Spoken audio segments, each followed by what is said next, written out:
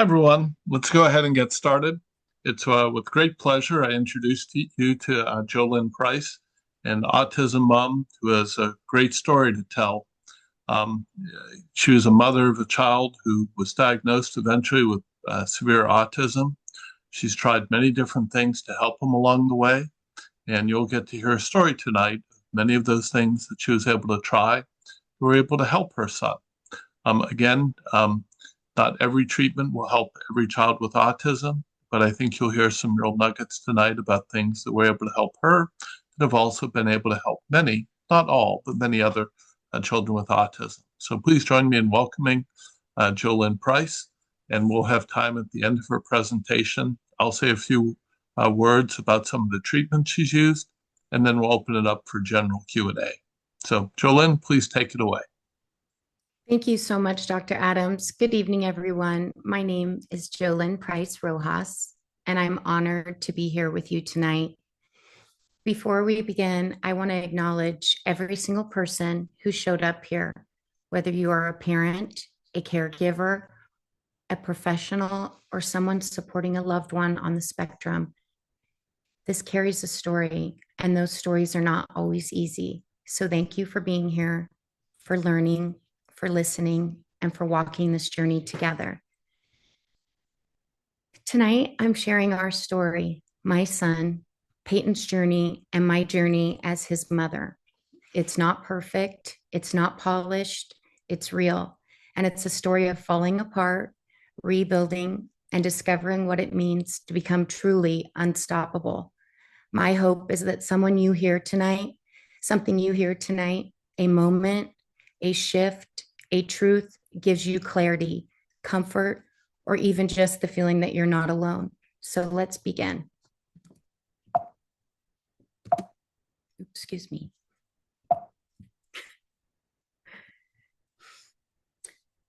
When I think about Peyton's journey, it really begins long before the diagnosis. It begins with the day he was born. Peyton came into this world with the calmest little spirit. He was gentle, sweet, and observant from the very beginning. He wasn't a fussy baby. He rarely cried. He loved to be held. And like every mother, I looked at him and imagined the life we would live, the milestones, the memories, the dreams I had already formed in my heart. At the time, I didn't know what any of it meant. I was just a mom loving her baby. And that's where this journey truly begins, with the love, the innocence, and the hope, and the small whispers that something was different long before I had the language to explain it. For the first 2 years of Peyton's life, everything looked beautifully typical. He was surrounded by love, truly wrapped in it. He was the youngest in a big blended family with 4 older neurotypical siblings who adored him. He met his milestones. He laughed. He played. He bonded with each of us in his own sweet ways. There was nothing that made us worry, nothing that stood out. He was just a happy little boy growing up in a home full of noise, love, and life. And I remember thinking how lucky he was and how lucky we were to have this gentle little soul bringing joy into our family. The first 2 years were uncomplicated. They were normal. They were filled with all the moments you expect as a parent. And looking back now, I cherish that time even more because it was the calm before everything changed. Peyton was a babbler. Mama and Dada came early, but the speech sounded muffled, almost as if he were hard of hearing. Just after his second birthday, everything changed. A high fever and a reaction following a flu shot seemed to take something from him. The bright social baby I knew began to fade. Up until then, he'd been bright, engaged, meeting his milestones. The sparkle in his eyes softened, his babbling slowed, his connection to us, the way he looked at us, responded to us, began to fade in ways that were subtle at first, but undeniable.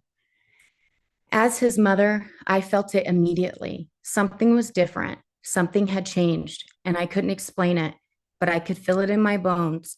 The little boy who had been so connected to the world was slipping away from us just a little bit at a time. From ages 2 to 6, I searched endlessly for answers. We saw more than 30 specialists, ENT doctors, pediatricians, occupational, speech, and music therapists. Each appointment brought hope, but no real answers. When things started changing, I did whatever every mother does when something feels wrong. I went into survival mode. I dragged Peyton all over town to a specialist, therapist, hearing test, pediatricians, anyone who might have even a piece of information that could help me understand what was happening to my child. If someone said you should talk to this person, I was there the next morning. If someone mentioned a test, a therapy, a clinic, I got them on the list for it. I didn't care how far, how long the wait was, or how exhausted we both were. I was chasing answers. I was chasing hope. I was trying to catch whatever slipping through my fingers. And like so many parents on this journey, I kept hearing different opinions, different theories, different possibilities, but nothing that told me how to help him. Nothing connected all the dots. Those blur of car rides, waiting rooms, clipboards, and tears I didn't show anyone. I was moving nonstop, but inside I felt lost.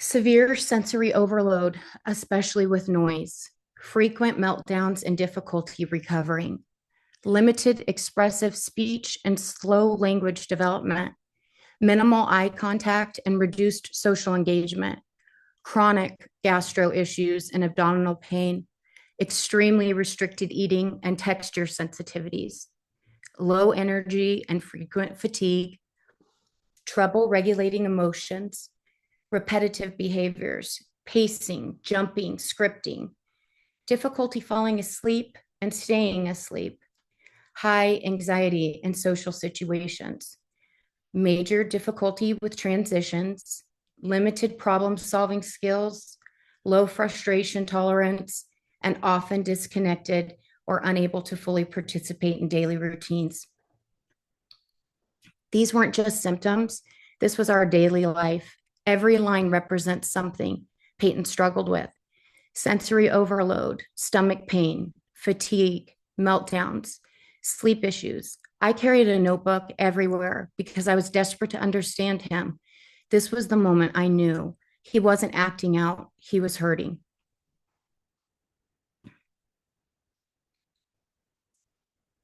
When Peyton still wasn't speaking, one of the first things we wanted to rule out was hearing loss. At 3.5, he went under anesthesia so they could take a full look inside his ears. What we learned was surprising. There was no hearing loss, just fluid buildup. They put tubes in both of his ears, and we hoped maybe this would help him find his voice, but the words never came. That entire year, he was on antibiotics constantly, ear infections, sinus infections. It felt like the minute one cleared, another one started. We were also giving him Tylenol almost daily just to keep him comfortable. So now we had fewer infections, but still no speech. And as a mom, that was such a confusing place to be because something was clearly wrong, but no one could tell me what.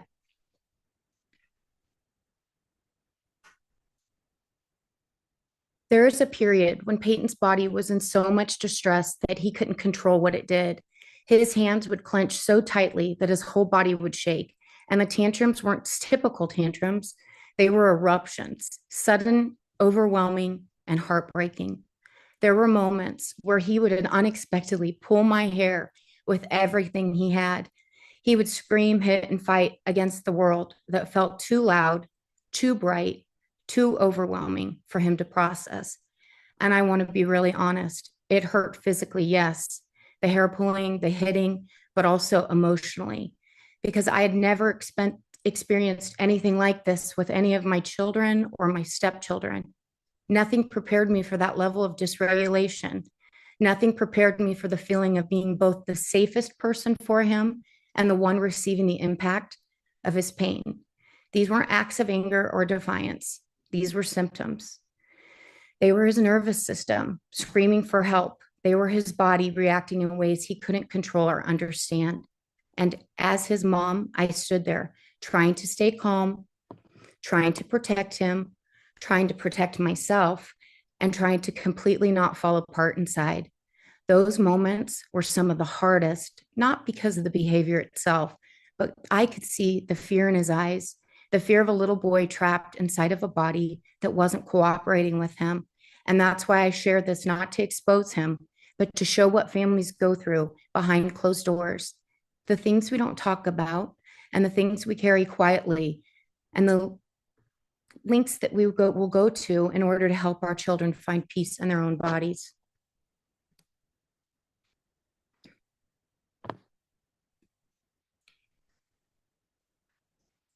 A friend who knew our story asked me if I had Peyton checked for a tongue tie, a condition where a tight, short piece of tissue connects the underside of the tongue to the floor of the mouth. I contacted my older children's oral surgeon to see if they could examine Peyton. Reading that it can affect feeding, sometimes speech, as the tongue can't move freely, making it difficult to eat without gagging.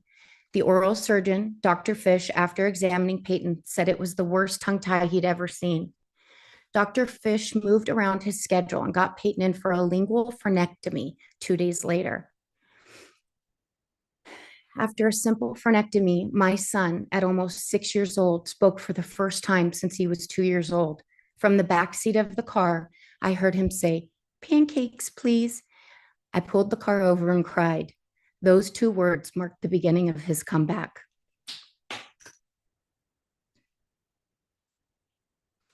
After that moment, new doors opened. Within a week, I potty trained my 6-year-old. He began forming sounds, trying to communicate, finding new ways to connect. His speech wasn't typical, sometimes high pitched, sometimes repetitive, but it was his, and it was beautiful. Every new sound felt like a miracle. Every attempt to connect felt like a piece of him returning. This was the beginning of Peyton finding his way back to us, slowly, bravely, and in his own timing.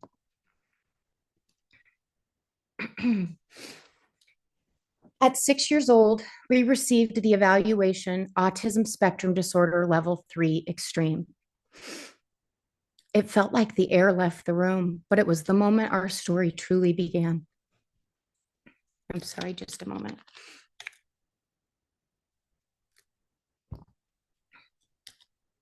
It felt like the air was knocked out of me seeing those words in black and white: Autism Level 3 Severe. It was overwhelming. It felt final, like someone had stamped a limit on my child before he had ever had a chance to show the world who he truly was.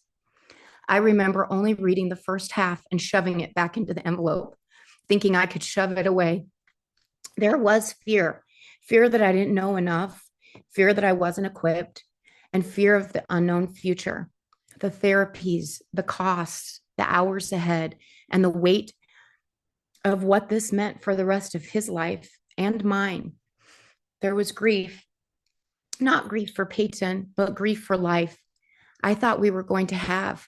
The life I had pictured suddenly disappeared, and I had to find the strength to rebuild a new one I hadn't prepared for. And I'm not going to sugarcoat this. Because of my lack of knowledge and lack of understanding of what it truly meant, my only fallback was fear. There was disbelief. Peyton was my beautiful little baby boy. How could such a heavy clinical label describe him? It felt cold and detached from the child I knew and loved. There was guilt, honestly, major guilt, for not catching it sooner, not understanding the signs, and not knowing what I didn't know.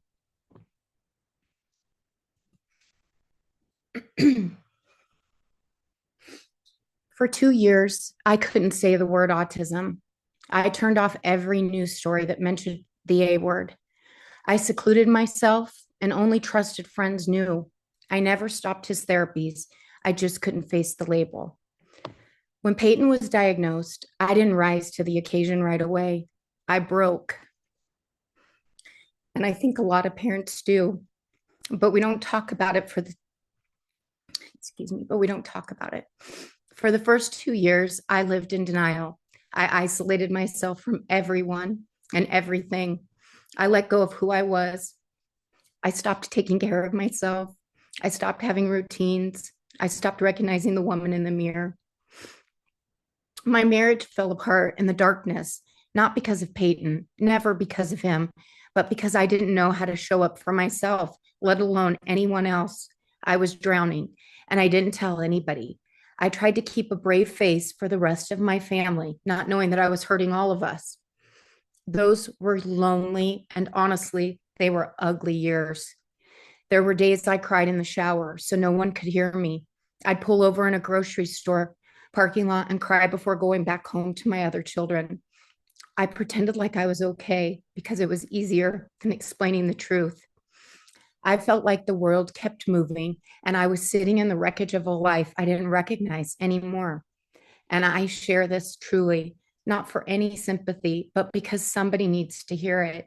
You can love your child with your whole heart and still fall apart, trying to understand a diagnosis that feels bigger than you.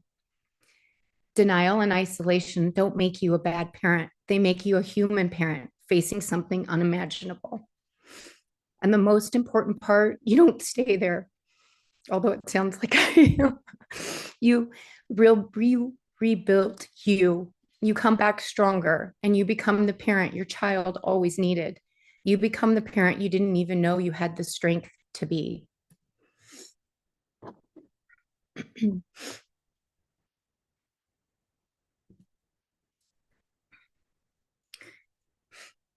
The shift that saved us.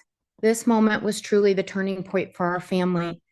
The Autism Zoo Walk was the very first activity I ever did with Peyton that was connected to autism, and he was already 11, almost 12 years old. We were very late to this information, and I felt that deeply. As we walked through the zoo, reading the facts displayed along the path, I remember feeling completely stunned. Those facts were mind blowing. They talked about gut health, about nutrition, about inflammation, about how ANRC supplements were helping autistic individuals in ways I'd never heard or discussed before. And here I was, Peyton's mom, 11 years into this journey, and no one had ever mentioned any of this to me. I remember thinking, how is this possible? How have we gone this long without knowing these things? I needed answers. I needed proof, not anything else. I needed real science. And that's when I knew I had to meet Dr. Adams. We found him after the walk, and I spoke to him as long as I possibly could. I could have talked to Dr. Adams for hours. It felt like someone was finally turning a light on in a room where I'd been sitting in the dark for years. That meeting didn't just shift our perspective, it changed our trajectory.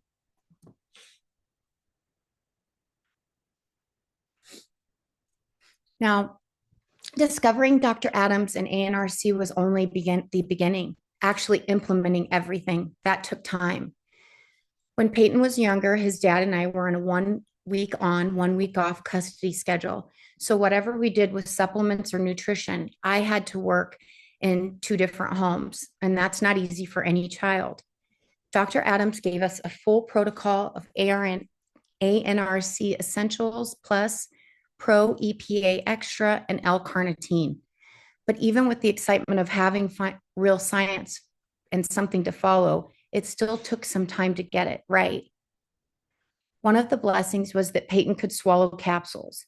Once we found the right vitamin container, we finally had a system in place. I restocked the vitamins and organized everything and made sure that each week Peyton left my house with exactly what he needed so he didn't miss a day. And we haven't ever missed a day. But the nutrition protocol, that was a different story. It's one thing to manage food in your own home. It's another thing entirely to try to plan meals in your ex-spouse's home. And well, also parenting and working and trying to heal your child. This is where our communication and partnership really mattered. If you're co-parenting, you have to be on the same page or the protocol won't work. One of the things that helped tremendously is that Dr. Adams didn't just speak to me, he spoke with Peyton's father as well. He answered all of his questions directly, and that mattered. It reassured him that this wasn't another trendy idea or something woo-woo. This was evidence-based research. Once we had that shared understanding, the whole process became doable. So yes, the supplements and nutrition changed our lives, but having both households working towards the same goal is what made the protocol actually work. During this time, while Peyton was taking the supplements, I stayed in close contact with Dr. Adams. I would send him updates, real, measurable, and what we were seeing. And honestly, the changes were incredible. What we saw with his supplements, Peyton was calmer. His symptoms were decreasing. His communication was clearer. And one of the biggest things, he was eating food, any food he never would have touched before, things that we would introduce him to, he enjoyed and wanted more. For a child who struggled with eating for so long, this felt like a miracle. We were amazed. After so many years of feeling stuck, for the first time, we felt like we were moving forward. And just when I thought we'd climbed one mountain and reached to the top, Dr. Adams told me about a new test being conducted through the Analutos research. This test opened a whole new door for us. We learned Peyton had an extremely strong aversion to gluten and casein. His body simply couldn't tolerate. And we also discovered he had a significant yeast overgrowth that his system had been struggling to handle. It was one of those moments where everything suddenly made sense. All the behaviors, the discomfort, the struggle, there was a reason behind them. This wasn't a guess. This wasn't the typical try this and see what happens. This was data, real scientific insight into what Peyton's body was battling every single day. And once we understood what his body was fighting, we could finally help him the right way. That test gave us answers. We didn't know we needed it, and it became the next major turning point of Peyton's healing.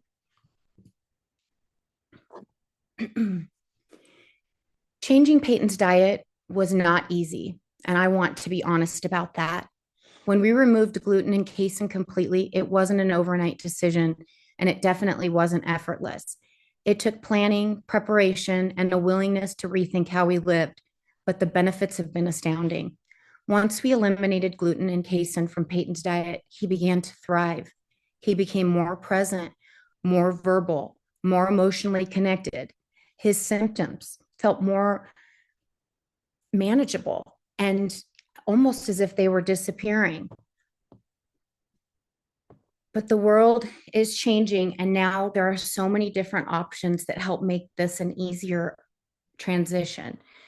Restaurants understand it, grocery stores stock better alternatives for us, and with a little preparation, you can still enjoy the food you love, just in a way that supports your child's health.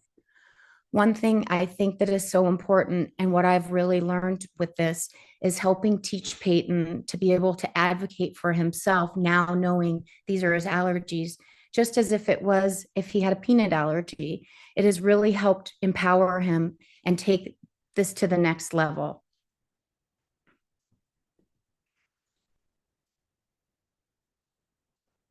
Now, this brings us to the part of our journey, but still amazes me because everything I'm about to share has happened in just the last 6 months. When we completed the testing and fully understand what Peyton's body was battling, the yeast, and once we aligned his supplements, nutrition, and daily routine, something incredible happened. For years, progress felt slow, and sometimes it felt like we were climbing the same hill over and over. But these past 6 months, we've started seeing breakthroughs that we have never imagined. Breakthroughs in communication, breakthroughs in behavior, breakthroughs in connection, and breakthroughs on how he engages and sees the world. It was like all of these pieces we'd been working on, the supplements, the nutrition, the routines, finally clicked together. And I want to emphasize, breakthroughs can happen at any age. They can happen later, they can happen unexpectedly, and they can happen when you finally understand what your child's body needs to function well.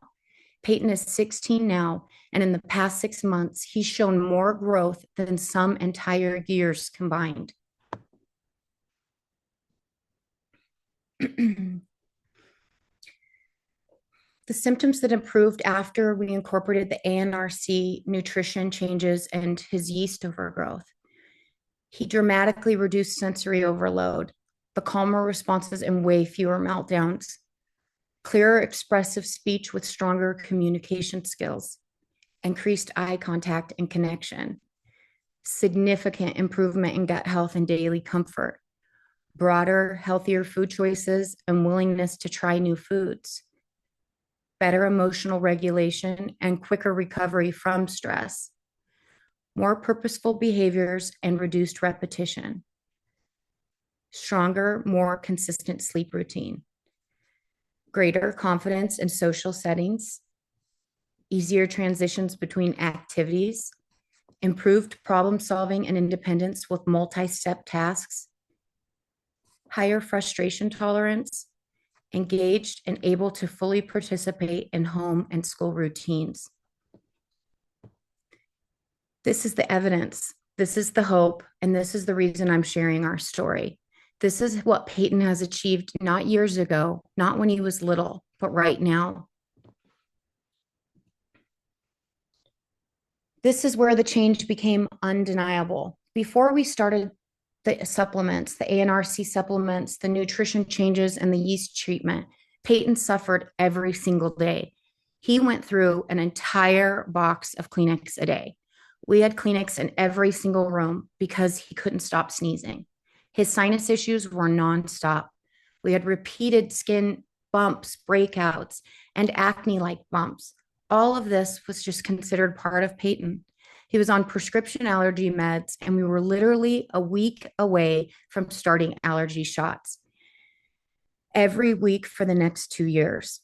But after we started treating the yeast and changed his diet, no more prescription allergy meds, no more chronic sneezing, no more Kleenex boxes all over the house.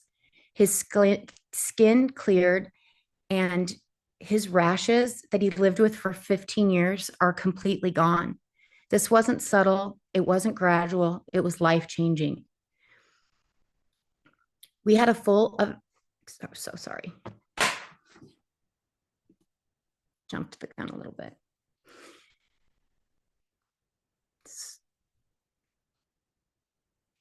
We had a full evaluation done at the end of this summer. This wasn't a casual observation. This was a complete professional assessment.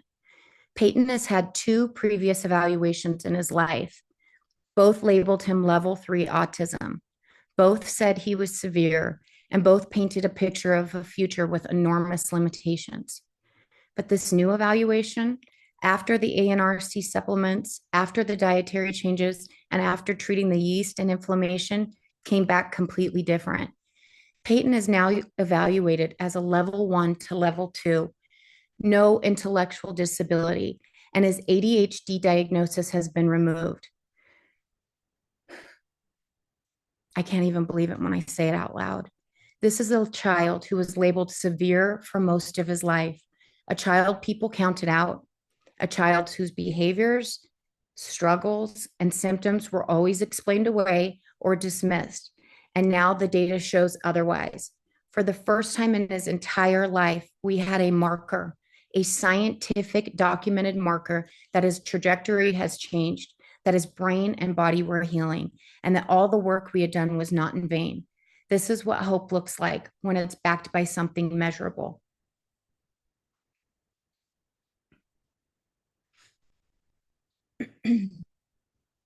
This slide is really the heart of our journey. These are the lessons I've learned, not from books, but from living this life every day with Peyton. If I could just take a moment to read these with you. Autism is not one thing. Every child is different. Very early on, I realized there's no template. No 2 children look the same or respond the same. The moment I stopped comparing Peyton to anyone else was the moment I actually started seeing him. Your instincts are your strongest tool. If something felt off, I pushed. If something felt right, I followed it. And every major breakthrough we've had started with me trusting this little tug in my chest that said, keep going. Build a team that listens and replace the ones who don't. And I mean it. We went to so many people who dismissed us. And the moment we found the ones who listened, truly listened, everything shifted. You deserve a team that partners with you, not fights you. Structure helps, but flexibility keeps your home calm. We love routines, but we also love peace. Some days you have to pivot, and that's okay. Autism is a balance of predictability and grace. Sensory needs are real. Understand what calms and what overwhelms. For Peyton, sounds, lights, textures, they mattered. Learning what soothed him made our home calmer and helped him feel safe. Clean eating and gut health make a difference. This wasn't overnight, but when we removed the chemicals, cleaned up food, and supported his gut, we saw changes in sleep, mood, and focus. It mattered more than I ever imagined. I'm still working on this one. Limit screen time to build connection, not isolation. When screens went down, connection went up. Eye contact improves, language improves, and presence improves. Movement is medicine. A walk, jumping, swimming, these are not activities, they're regulation tools. They change everything inside the nervous system. Honor all communication. Speech, gestures, typing, it all counts. What matters is connection, not the form it comes in. Their interests are clues to their gifts. We found Peyton's love for piano by accident. Your child's passion might be the doorway to their greatest strength.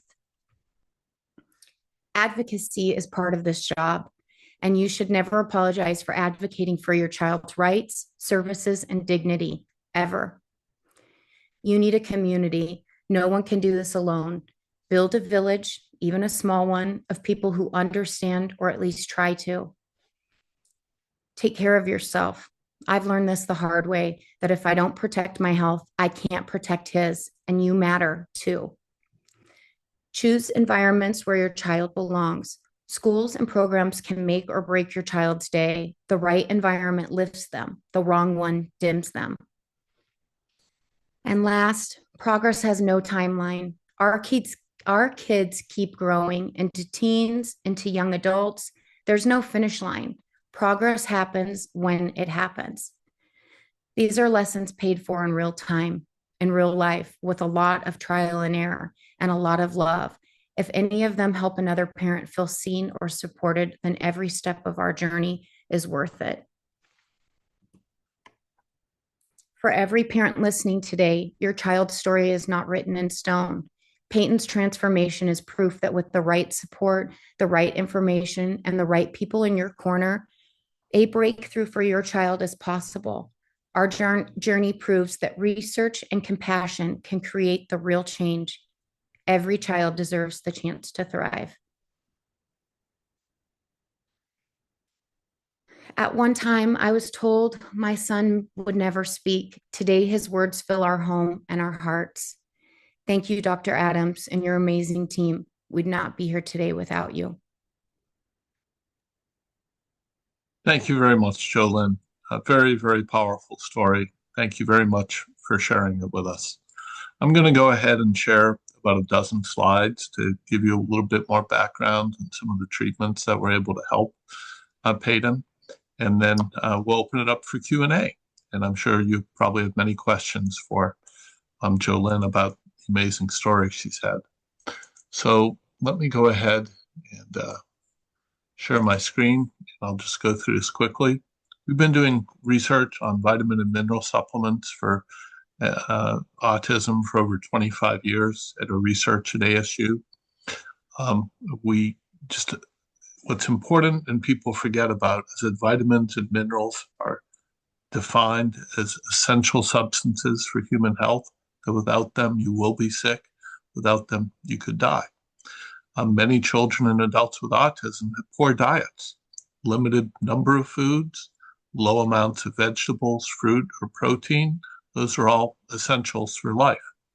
But also, most children and adults with autism have major metabolic problems, mitochondrial dysfunction, oxidative stress, low glutathione, abnormal neurotransmitters. These can all be helped. We've demonstrated these can all be helped by our vitamin mineral supplement. We've done 3 previous randomized controlled studies of our supplement. We evolve it with each study. Our first study showed significant improvements in sleep and gut health. Our second, much larger study, 141 children and adults with autism, making one of the largest treatment studies for autism. Significant improvements in many markers of nutritional status, mitochondrial function, and others, and overall autism symptoms. Just to give you an idea of the types of symptoms that improved, the blue is the placebo group, the red is the treatment group, 0 is no change, 2 is better. You can see that in every one of these symptoms, the red bar is higher than the blue bar. So more expressive language, more receptive language, more play, better cognition, better GI symptoms, sleep, social ability, hyperactivity, tantruming, eye contact, just overall an average of all the symptoms. It's not a cure, but it safely helps. And for some children, like Peyton, it can really make a dramatic difference. We did our third study with combining it with 5 other nutritional treatments over 12 months, and we found a 7-point gain in IQ. And also we saw an 18-month gain in developmental age, versus just 4 months for the control group. These children began catching up to their peers. We also found that fish oil was also very helpful and is equally well ranked to our vitamin mineral supplement. And again, there are over a dozen studies showing that children with autism are low in omega-3s, and fish oil are pretty much the only major source left in the diet. We did another study recently with 161 children and adults who had been on the supplement for 3 months or more, and again found statistically significant improvements in overall autism symptoms in language, cognition, play, eye contact, sleep, tantrums, hyperactivity. 3/4 of the families reported moderate, good, or great benefit. 19% had only slight benefit. Only 8% reported no benefit. So it doesn't help every child, but it helps most of them. And so over a dozen years ago, I formed a nonprofit, the Autism Nutrition Research Center, that distributes a supplement throughout the US and around the world. We've also created our treatment app, which can be downloaded for free from any iPhone, and it rates many medications, supplements, diets, and therapies based on a survey we did of over 1,200 autism families. So you can ask your friend what helped them, or you can ask 1,200 people what helped their child. What's very powerful about it is you can search by symptom. You can say, oh, my child has aggression. What are the top-rated treatments for aggression? The top-rated treatments for sleep, etc. So again, it's free, and it's based on published research studies that we've written. Also, we've added recently a consultant, an ANRC consultant, who at very modest cost, $40 for a half-hour appointment, can talk with families and walk them through the ANRC guidelines to help tailor treatments for their individual child, reviewing what has been done already, and making suggestions about treatments that could be considered, and able to give follow-up emails and support. They also, what's been especially popular is giving advice on our Analutos test results. And again, it's available from the ANRC website. And then briefly, I'll talk about Analutos. This is our test for hidden gut infections in children with autism. We knew going into this that about 40% of kids with autism had obvious gut problems. What we now know is roughly 90% of children with autism have gut infections, but often the only symptom is worse autism. That testing for gut infections in autism is very complex because you can't see inside a child's gut. So there are thousands of different possible bacteria and yeast in the gut. Many are beneficial, but some are harmful. The latest studies suggest that meta-analysis of 8 studies, including some of ours, suggests kids with autism have about 500 bacteria that are at levels too high and 100 that are too low. And so this test is very powerful because it allows you to test for the toxic metabolites made by harmful bacteria. And so by looking at what comes out in the urine, that means the toxins left the gut. Many of these kids have leaky gut, and it left their gut and entered their body. Some of these toxins we know cause autism symptoms in animals, and the more of it you have, it's correlated with worse autism symptoms. So we started a company, Autism Diagnostics. We worked for Analutos for 3 years. Now the test is available from them worldwide. They're a company in the UK, but anyone can order a test from them, and they'll send a urine kit through FedEx. It's a very simple urine test. Just collect it, freeze it, ship it, and then the test looks for levels of a variety of yeast metabolites. And so, as Jolynn mentioned, her son had high levels of those. And so treatments are available right now with a variety of antifungals. We also very commonly see high levels of bacterial metabolites. Those are more complicated to treat. There are some things that can be done. We have a whole nother talk on that. But one of the major treatments is microbiota transplant that we're working on. And also testing to see if the body is not digesting gluten or casein from those foods. And if they show up in your child's urine, it means you really need to avoid them totally. And so what we found is that the test is 89% accurate in distinguishing children from autism from typical kids. So we've added on now a screening test so that you can screen for autism symptoms as young as 2 years of age. 78% of children with autism test positive. A few have genetic conditions. Our test isn't perfect yet, but it's very good. And 0% of typically developing children screen positive for it. So we set the bar very high. So only children with very clear gut infections get a positive test. It also tells you about some of the important neurotransmitter precursors that show up. So as I've mentioned, the test is available from a lab in the UK that we've licensed the test to. And I also want to mention that this test is really only developed because Jolynn Price was very generous with a gift to us, which allowed me to hire a brilliant PhD student who was crucial in developing the final steps of this test. And again, I'm very grateful to Jolynn for her work with that, which led us to this test, which a year later helped her son. So just a wonderful connection there. And briefly, I want to talk about gut-brain axis therapeutics. This is a company we formed to develop microbiota transplant therapy for children with autism. We have meetings coming up next week if you want to learn more about that company. Again, it's a very unusual company funded by autism families to support autism families. And so we're having meetings next week with any families who would like to learn more about it. And also, if you have questions, you can just email me directly. I'll just say that, again, this therapy, we've treated over 100 children with autism. Just today, I was speaking with a family of a child 16 years old. And now after treatment, he's beginning to talk and beginning to ask questions. It's just, the mother is just so thrilled. And just so many other improvements too. So even at age 16, seeing that we can see major benefits. So we invite you to consider investing in GBAT if you want to. We have over 120 families who've chosen to invest, families who are relatively well off. It helps us accelerate our research. The more money we raise, the faster we can do our research, the faster we can get this treatment available to families.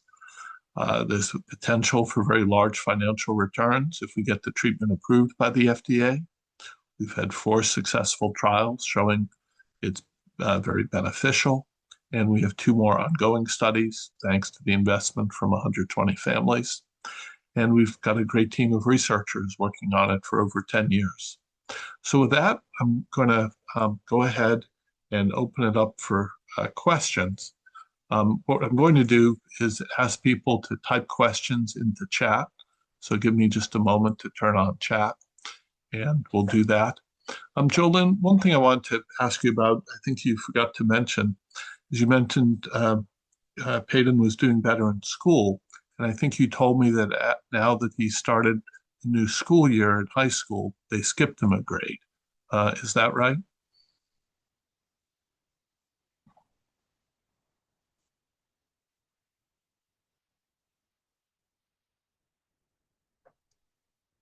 Jolynn,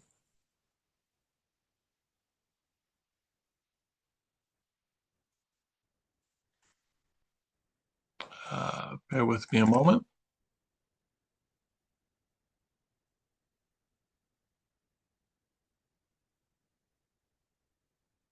Oh, Hi, sorry about that. Dr. Adams, yes.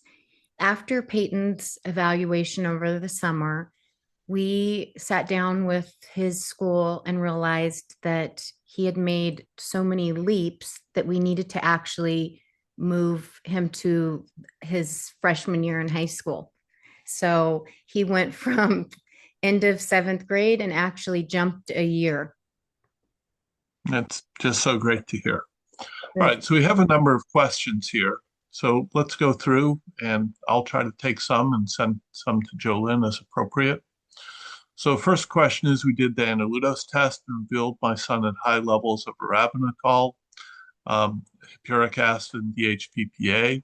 Could one of these indicators suggest a yeast overgrowth? Yes, absolutely. Arabinol is a yeast marker. So that means he should go and we strongly recommend he go and see a physician for an antifungal treatment. The two most commonly used treatments are nystatin and diflucan. How can I get him checked for it? You've had him checked for it. The test tells you he has an infection. Um, and so he just needs to go ahead and get an appointment with a physician. The challenge you will have is that yeast infections, certainly very common in women for vaginal infections, but people are not aware. The research is only just coming out on the major effect yeast toxins can have when they're present in the gut. There are now 6 studies, 2 by our team, showing that children with autism have higher levels, much higher levels of yeast than typical children. And our study published just a year ago showed that the higher the level, if you had very high levels of yeast, you had much worse autism symptoms, but not worse gut symptoms. So the way to think about it is that yeast produce toxins. Some yeast, like those in wine, produce alcohol, and that can have obvious effects on the brain and major effects on emotion regulation, on ability to think, and your cognition, on your coordination. And so it turns out that yeast in your gut can make some alcohol, but also make other toxins that are dramatically more toxic. And if you combine that with the leaky gut, it can have very major adverse effects. And so as you heard from Jolynn, it can be very helpful. But also ARI has surveyed 23,000 autism families, and the top 2 rated medications for autism, of all the psychiatric medications, all the other medications, the top 2 rated treatments are 2 antifungals, nystatin and diflucan. So you just need to find a physician who's willing to prescribe those. Many mainstream physicians won't, but some are learning more. It was recommended for my son to try liposomal glutathione. It turns out that our ANRC supplement we've shown clearly improves glutathione. There are several other studies that show that just a few of the ingredients, folate, folinic acid, and vitamin B12 also improve glutathione. So that's, again, what I would recommend.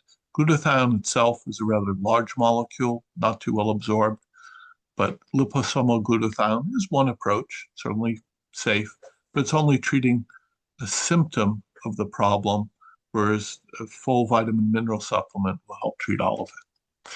All right, next, a question for Joe.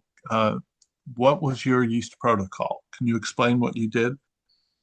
Yes. So after hearing the results, I found a functional doctor for Peyton and brought the results to the doctor. And we started him first on nystatin and realized that because he's 16 and needed a little bit more, they switched him over to the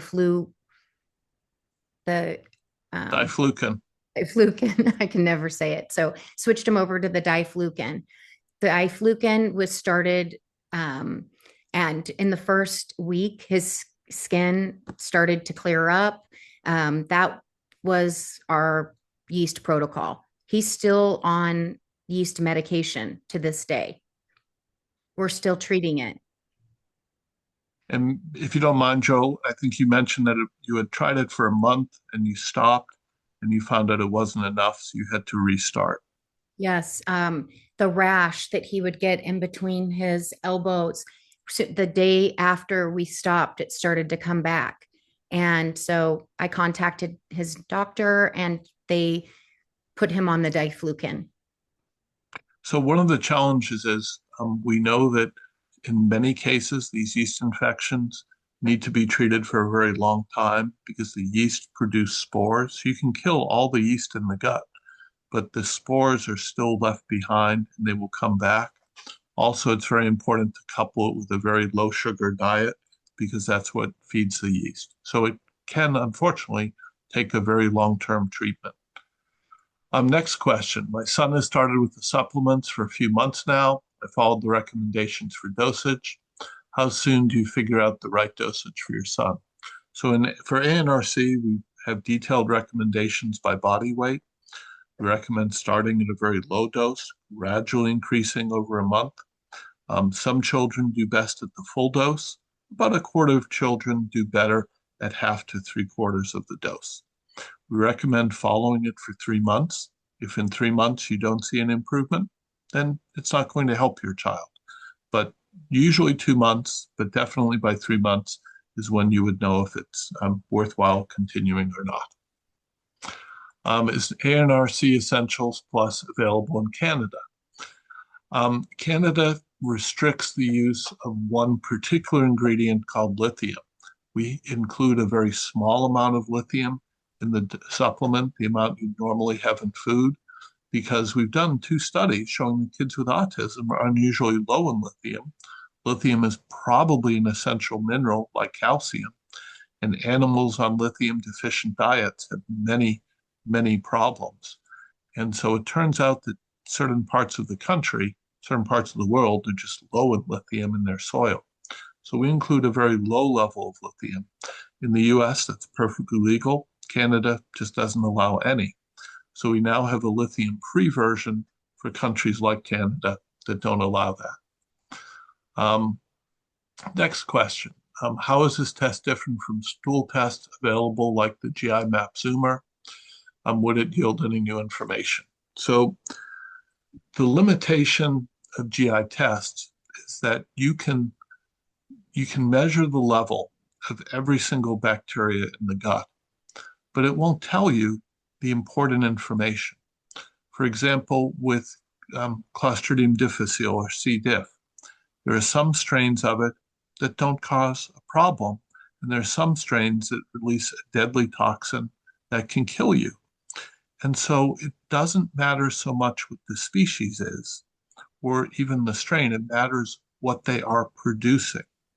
And so our test looks at the toxins that are being produced that come out of the gut and leave in the urine. And so the difference is our test, we've shown, our publication is in submission right now, but we've also done a follow-up test that we can distinguish just a few drops of urine. We can tell, is this child a child with autism? Or is this a typically developing child with about 90% accuracy? And also it will tell you whether those toxins are high in yeast or high in bacteria. With standard GI tests, it can be very difficult to test for yeast. The DNA-based tests often don't. It's hard to break down the yeast cells to extract the DNA from them intact. So I'll just say that our test has a special advantage there because if many children with autism have leaky gut, so if they don't have a leaky gut and the toxins are staying in the gut, it's less of a problem. So it's probably the best way to describe it. Another question is, my child is hyperreactive to some of the ingredients in the supplement, like inositol, taurine, etc. should we test those ingredients one at a time? We have discovered a few percent of children who cannot tolerate our supplement and typically any supplement, especially with B vitamins. And so in those rare cases, yes, it's useful to try them one by one. Um, and but in general, assessing your child's diet in that case is very important. Working with a nutritionist to find out exactly which vitamins and minerals are needed to complement what's in their diet. Especially important for kids who are just in a narrow range of foods, because even if you're eating a few healthy foods like broccoli and tomatoes, that's still not going to give you a balance of all the vitamins, all the minerals that are out there. That's why a very broad range of vegetables, very broad range of fruits, range of protein sources is important. How does ANRC Essentials Plus compare to other multis like Kirkman Super Nuthera? Show me one research study of Kirkman's Super Nuthera. It's not out there. We have done 5 studies now of our supplement.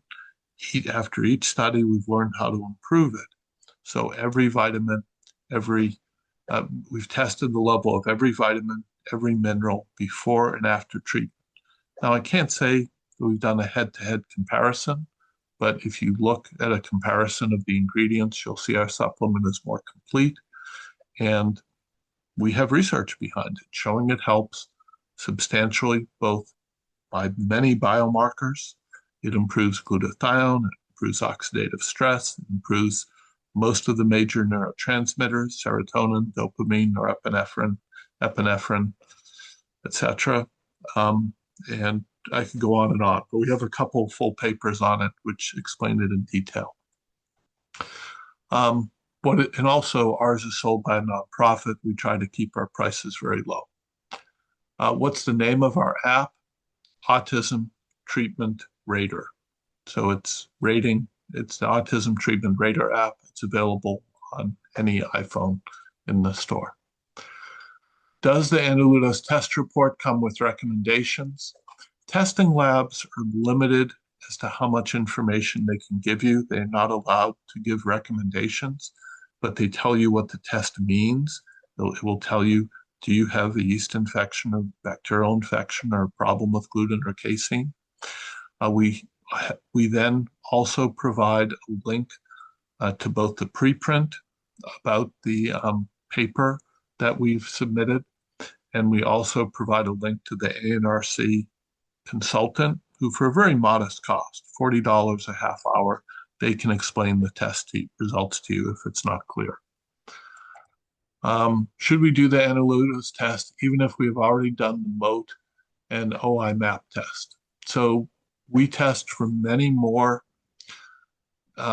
metabolites of yeast and bacteria than are present in the OAT test. The OAT test is broader in what they look for, but we go much deeper into the gut microbiome.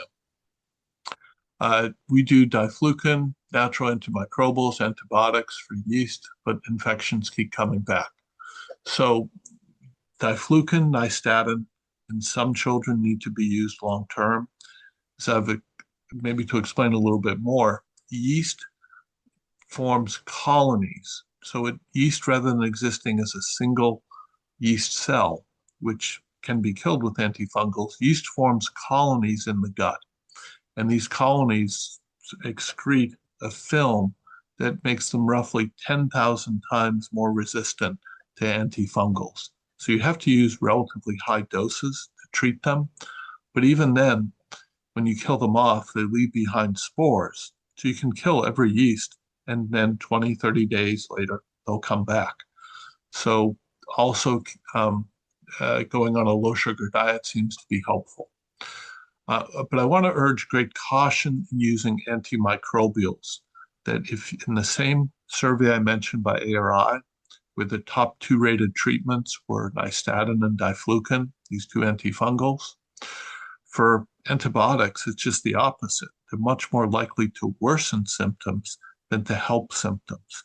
So we do not recommend antibiotics in general, just the opposite. In all the medical histories we've done, In multiple studies, we find much higher use of antibiotics during infancy, and they wreak havoc in the gut. And so, unless you're working with a very experienced clinician who can use them very carefully, again, we just don't recommend using them. There was a major study of vancomycin published 25 years ago, which inspired our work, showing yes, temporarily great benefit, but within a month after stopping it, the bad bacteria come back, and we think may even come back worse. Joe, a question for you. Peyton had a limited diet. Does this work for kids, young adults who will eat anything and have a perfect diet, but still have bad bacteria, acid reflux, and severe autism? I would say define perfect diet because truly, Peyton had no, I had no idea of the exact aversions the food we were feeding him, what it was doing to him. So I would definitely look into the diet first, because that is where we definitely noticed changes. Yeah, so we published a study again from our 1,300 families. I'm looking at a dozen different diets, and different diets help in different ways. It's important to, first of all, check for potential allergenic foods. A peanut can be fine for some people and can kill someone else. It's not that the peanut itself is deadly, it's that the body has made a terrible mistake and its immune system thinks that's a deadly substance and mounts an extremely aggressive and potentially fatal attack. So identifying what are problem foods, sometimes those foods, the standard approach from an expert gastroenterologist would be eliminate all typical allergenic foods, eggs, wheat or gluten, dairy products, sugar, chocolate. These are all common allergens and several others. And then beginning to add those foods back one at a time. And so if removing all those foods improves symptoms, and then adding the food back in causes the symptoms, that's the gold standard among allergists for knowing if a food is problematic. But also then focusing on healthy foods, making sure that you're getting a wide variety of vegetables, of fruits, so you get all the vitamins and minerals you need. Some children with autism don't get enough protein. Those are issues as well. But we have seen certainly children on healthy diets still often having these major gut bacterial problems. A very simple clue for many families is just tell them, look at your child's stool and check, do a daily stool log for a week. Are they having a bowel movement every day? If not, those toxins are building up in their gut. And just like wine, the longer it sits, the more yeast, the more alcohol is produced, the more toxins are produced. The longer the stool stays in the gut, the more toxins are produced in the gut, getting in the body. So encouraging a bowel movement every day, if not for every meal, is really ideal. All right, moving on. We had the Analutos test done a few months ago. We're not sure how to interpret the results and take meaningful action. I'm a researcher, not a physician, so I should not be giving medical advice on an individual basis. But again, I've worked closely with our ANRC consultant, so she can educate you and give you information. She's not a physician, but she can educate you and give you information and help you interpret the test. Here's a comment. I would like to thank Jolynn for sharing the journey. You are a trailblazer, making it an easier path for other parents and their children. You know, it takes a lot of courage to speak before an audience. Many parents tell me they're just very scared. So again, I think a round of applause for Jolynn. How long was he on diflucan for? Jolynn, I think you answered that, but maybe just say it again. So he is currently on diflucan. He's not removed. We've not removed him off of it yet. We are going to do another test to see where he is at, another urine test, and send it in before we decide to alter any of his treatment at this time. Yeah. We would love to do more research on the optimal treatments for yeast. We've submitted several proposals to the federal government, and they've refused them all so far, unfortunately. Um, let's see. If any of the Analutos markers are high, does that mean there's yeast? There are some markers for yeast. There are some for bacteria. So it's outlined in the report which are which.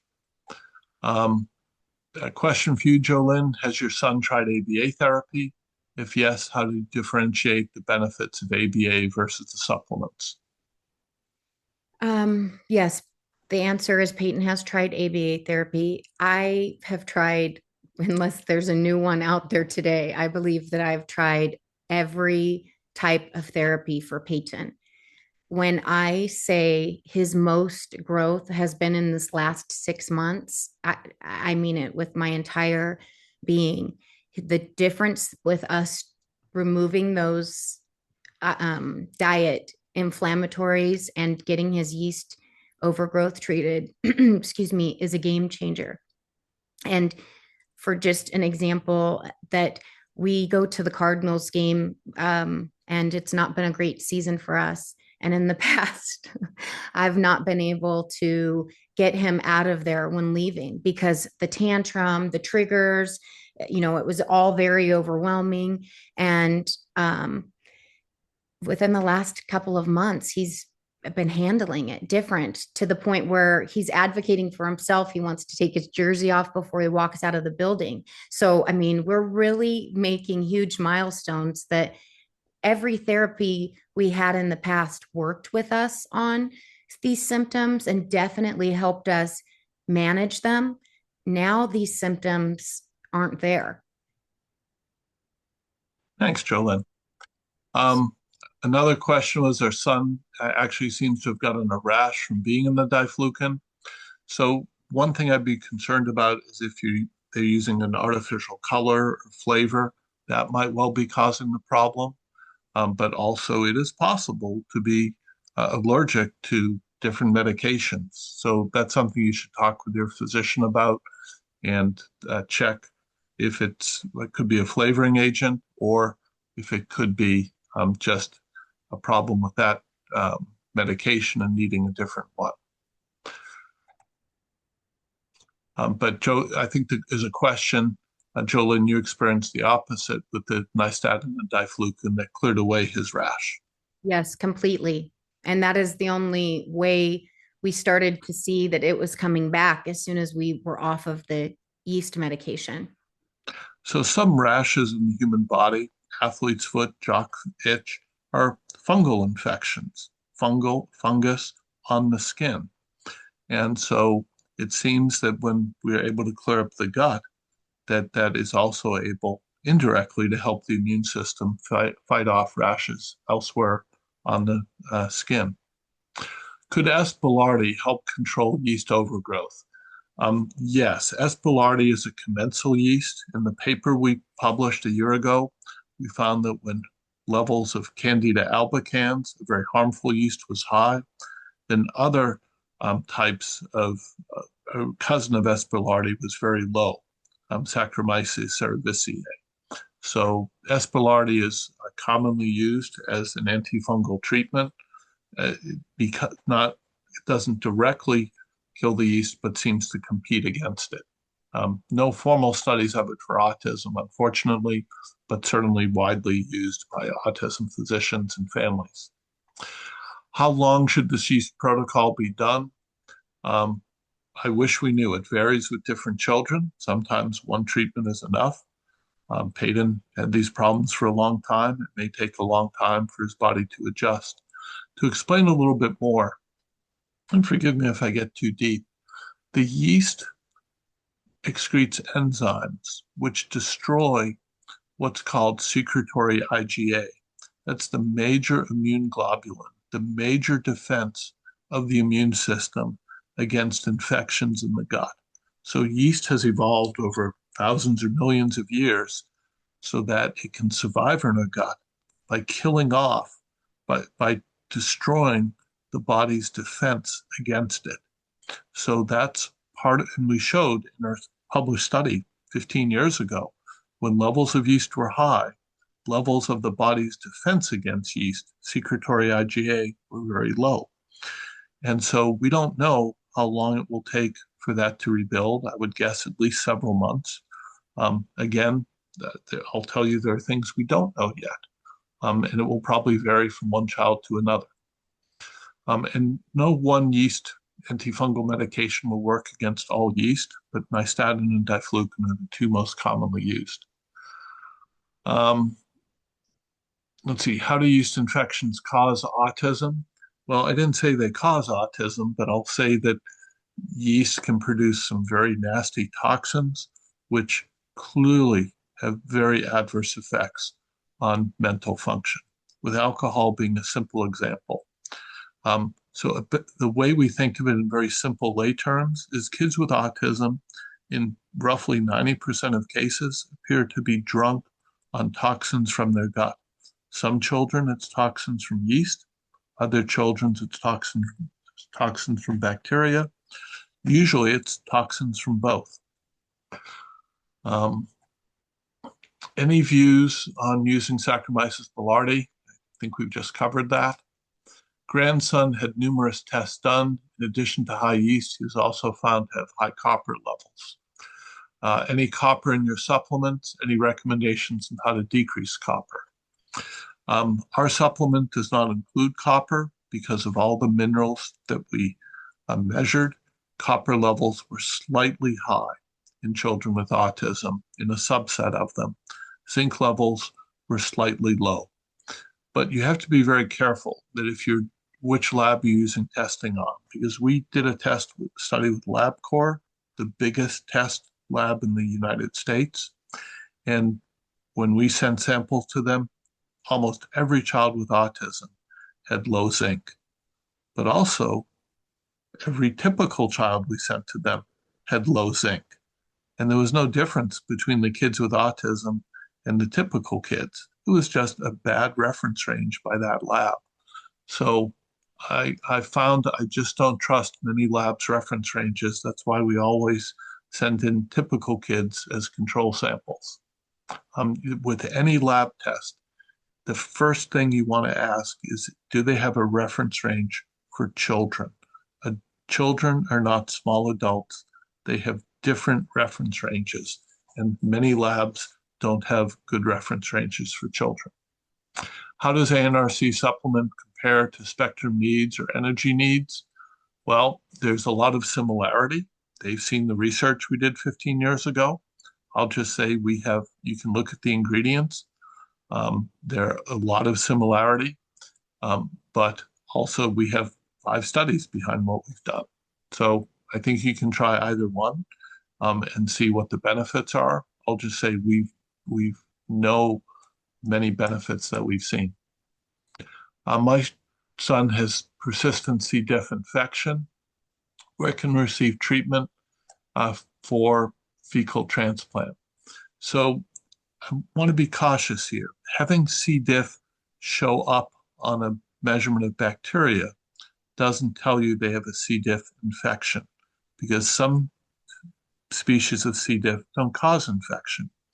So the C. diff infection means that your child has life-threatening diarrhea, unstoppable diarrhea, and it means that a test has been done for the toxin produced by C. diff. Only some strains of C. diff produce the toxin, and that toxin can be detected.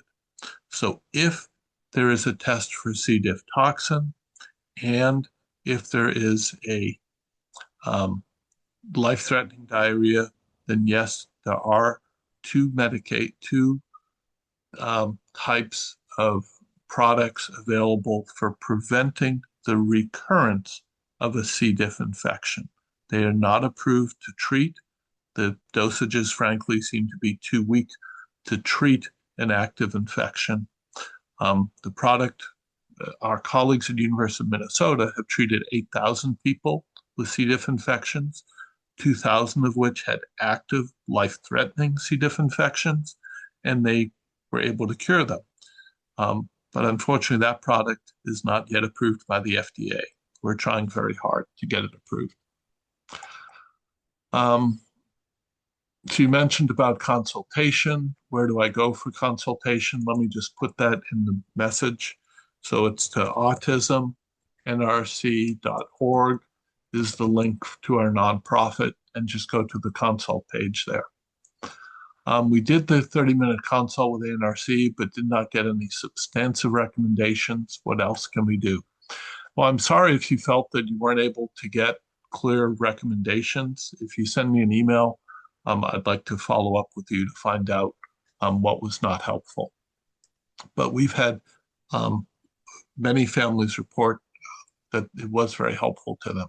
But again, we can't necessarily help every family. What is the recommended anti-protozoal treatment if detected on the test? So we don't measure for protozoa, we measure for bacteria and yeast. For bacterial treatments, if antibiotics are no, what else could be tried? I have a long story of this on our website, but briefly, on our GBAT website, we have a 10-minute video about this. But very briefly, changing the diet first, because changing the diet changes your gut bacteria substantially. But for different children, different diets might be needed. Probiotics might help in rare cases, but a meta-analysis of 10 studies so far shows that probiotics on average have zero benefit for GI symptoms in autism. It's very sad, but the reason is probiotics are only a few species. Gut bacteria, you have about 500 species in your gut, and the species that you get from probiotics generally are species that grow in milk. They're not the species that grow in your gut. That's why we're doing work on microbiota transplant. But certainly treating the symptoms. So if someone has constipation, using laxatives, stool softeners, etc., you want to try to have a bowel movement every day to keep the toxins, keep that waste out of the gut. So the ANRC supplement seems to help a fraction of children. Fish oil, omega-3s, seem to be very helpful for reducing inflammation, but it can take up to a year of treatment with omega-3s to be able to calm the inflammation. So that's a quick summary of some of the highlights. How long to take the ANRC for? 3 months should be enough to know if it will help.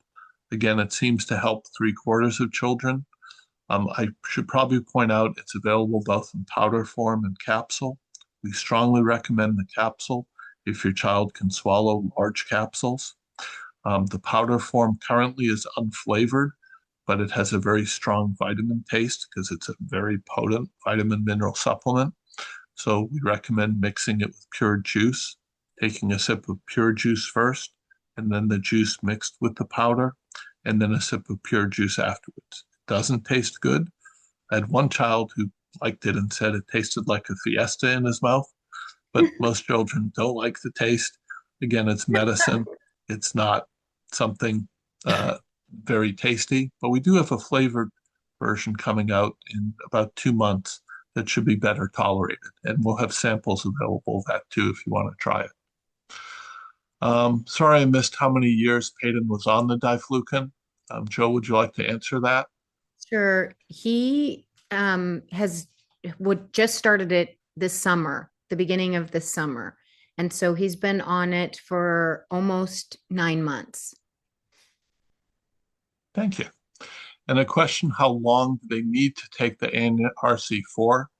We've had families on it for up to 5 years. My daughter's been on it for, I think, 12 years now. Some children, after a year or so, seem to be able to do better at a lower dose. Some children seem to not need it anymore. They've had enough healing, and that's great. But many families just stay on it long term. In some cases, we see some more benefit after 12 months, but usually by 3 months, most people are seeing near maximum benefit.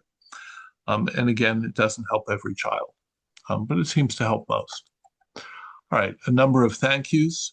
Again, Joe has done a great job. someone mentioned they mixed ANRC with applesauce. My son has no trouble taking it. I'm a little surprised because applesauce is pretty mild flavored. We usually recommend a strong flavored juice like cranberry or mango, something with a stronger taste. But if applesauce works, that's great. Um, so I think that's it for questions. Is it? Yes, I think that's it for questions. So again, many thanks to Jolynn for having the courage to share her story very honestly with everyone. And thank you all for listening. We'll post a recording of this in a few days. Thank you.